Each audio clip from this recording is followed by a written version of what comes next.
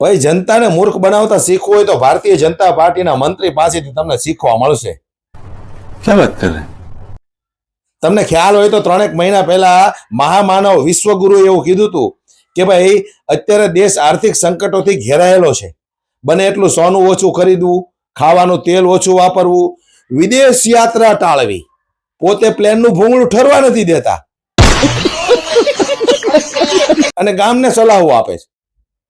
હવે મારે વાત કરવી છે પેટ્રોલ મંત્રી હરજીતસિંહ પુરી અને નીતિન ગડકરી વિશે. નીતિન ગડકરીએ પેટ્રોલની અંદર 20% ઇથેનોલ ભેળવી દીધું, દેશની જનતાને ઇથેનોલ વાળું પેટ્રોલ ભટકાવી દીધું. પોતે શું કરે છે? પેટ્રોલથી ચાલતી ગાડી ઘરે પાર્કિંગમાં મૂકી દીધી. હવે ભાઈ ઇલેક્ટ્રિક કાર લઈને આવે છે. એટલે મારો કહેવાનો મતલબ એમ છે કે ઇથેનોલ વાળું પેટ્રોલ માત્ર જનતાને ભટકાવવા માટે જ બનાવ્યું હતું. જો ઇથેનોલ વાળું પેટ્રોલ એટલું બધું સારું હોય તો ભાઈએ પોતાની ગાડી કેમ પાર્કિંગમાં મૂકી દીધી? બેટરી વાળી ગાડી લઈને કેમ ફરતા થઈ ગયા? એટલે નીતિન ગડકરીને મારે કેવું છે કે ધર્મેન્દ્ર પ્રધાન પછી તમારો વારો ન આવી જાય, ધ્યાન રાખજો, ઝપટે નો ચડી જતા.